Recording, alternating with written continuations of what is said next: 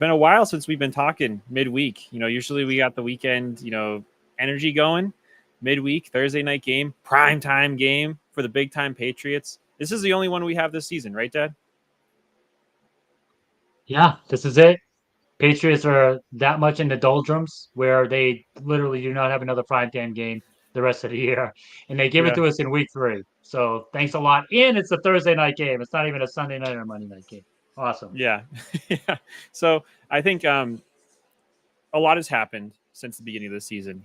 We've been on almost a roller coaster ride. I feel like I'm at Universal Studios here, and I'm on the Velocicoaster. That first week gave us a bit of hope, right? We felt like the only missing piece was that quarterback. Second week, kind of got a kick in the stomach. Quarterback came kind of rearing its ugly head, but the defense also didn't play too well. 300 plus yards to the quarterback, a couple big defensive breakdowns when we needed to stop at the end of the game, like they've been giving us. That didn't happen. So, Dad, I think this is kind of the time we start talking about this. Week 1 gave us that hope.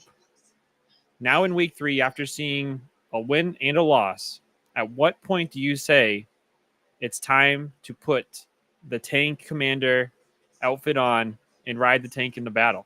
Is it that time yet? It is definitely not that time yet.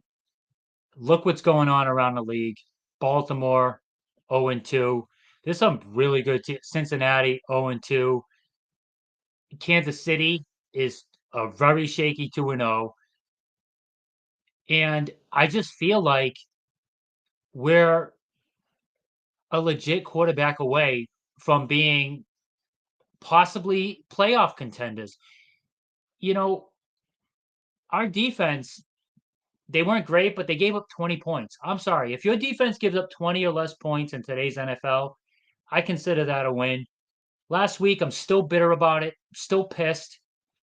That was such a winnable game. And, we hate being right when it's a bad thing. And I knew at some point that conservative approach I saw against the Bengals was going to come back and bite him in the ass. I was just hoping it wasn't going to happen, early in the season. We'd get some wins, but nope, there it was, right in the very next game against Seattle. Just three and outs in a row. What was it? 19 yards receiving by our wide receivers, no passing yards. Jacoby Brissett, 140 something yards again passing. Just run on first down, run on second down. Oh, punt after a bad pass on third down. Never Yeah. throwing the ball past 5 yards. If we can just get May into the game, I think there's a chance to salvage the season. Okay. I mean, I think that's a big take, and I think we're still a ways away, right? The line has given us some hope, but I think some of that is Jacoby being pretty aware of himself in the pocket. I know he takes forever to get the ball out. I know his throwing motion is slow. Does. I know he's slow, but he's avoided a lot of sacks. I think you got to give him a little bit of credit there. And there's been a lot of stats coming up.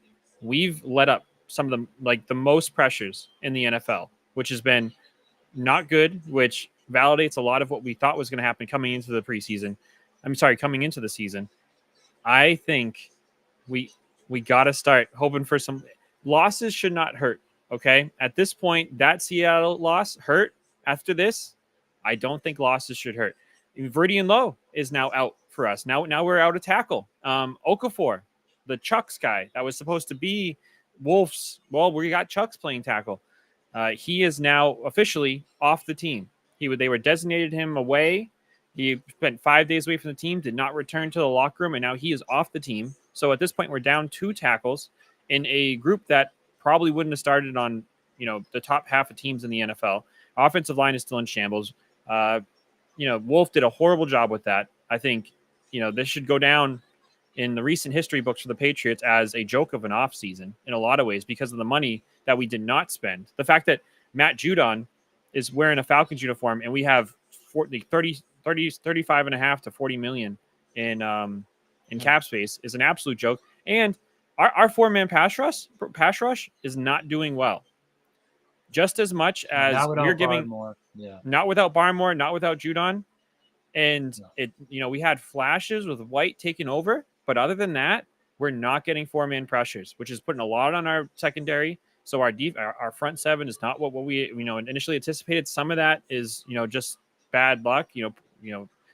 Thoughts and prayers to Barmore, but I mean it's not looking good. And real quick, we got Jeff Unknown. Hey guys, I can actually watch the Pats game tonight as the Lions play on Sunday. Jeff, I don't know if you've been missing too much. I don't.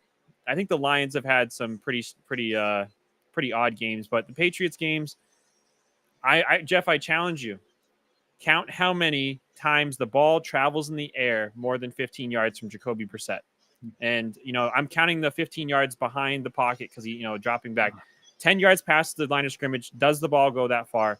I'm really curious. And I am in the camp of a loss is not a bad thing for me because I feel like we're going to end up there anyways, Dad. I really do. With this offensive line and this quarterback in our front seven. Well, let me touch on this because I teased Yeah. something in the Yeah. post I just had 10 minutes ago. I feel like there's a 20% something great's going to happen tonight, 30% something's good's going to happen tonight, 50% chance that I'm going to be even a worse mood. It's going to be a week and a half for me to recover from my next Patriots game. And that is we have Cadence Wallace. Caden Wallace is our starting left tackle. Okay. They drafted him in the third round.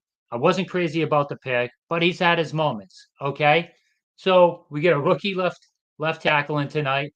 To me, one of three things are going to happen. Either he's going to get Jacoby Brissett killed, and Drake May is going to get in the game. That's a 20% great thing that's going to happen. 30% chance he's a game player, not great in practice, and it turns out we're pretty good at left tackle the rest of the year because the kid holds the fort. I give that a slight chance of it happening. We'll see what he's like in the game in prime time. 30% chance of that happen. That's a good thing. 50% chance he still sucks. Jacoby Brissett does not get injured, and we're back in the same spot next week after another loss in 1-2. So Yep. hopefully that none of hopefully we get one of the first two things and have something to look forward to after that. So I'm actually excited to see the kid at left tackle. Yes. Oh, and that's actually maybe it is a silver lining to this. Seeing the young talent and seeing if they can perform. Right. I do not mind that at all. Especially since we've just been recycling Viridian Low and this Chuck's kid. So Ramon is in here. What's up, Ramon? A long time no talk. I know I've seen you liking stuff. I've seen you commenting here and there, but I haven't seen you live. It's good to see you. Midweek stuff for Ramona. That's she was always here for the Celtics and Bruins, and a lot of that stuff was in the midweek. So, oh boy, Top five old fan. bull. Let's face Yep. it. Let's face that we all know we have growing pains to work with. Take it easy, gentlemen. I'm gonna be fine, Yeah, Ramona. I'm not losing any sleep. The old bull, he might be losing some sleep. Yeah. Until they're in full tank mode, until they're like, 1-7 and we're clearly tanking, I take this stuff personal. I've been in a bad mood all week. I had a bad day today. So, I'm just they better cheer me up. I don't want to see any garbage, Aaron Rodgers, discount, double check, crap. I don't want to see all that. And let's get a little scouting on tonight's game, okay? Because Aaron Rodgers, this isn't the young Aaron Rodgers that we know. He's a completely different quarterback. He's actually getting rid of the ball fast. I don't know if it's because he doesn't have faith in his offensive line. He used to just dance around for like 5 minutes until someone got open and then throw a flashy ball down the field and win. So I like to see the Patriots come out in some thick man coverage, maybe a deep safety just in case somebody gets by, take away the quick passes, make him see if he can run around because the new book is he doesn't move like he used to.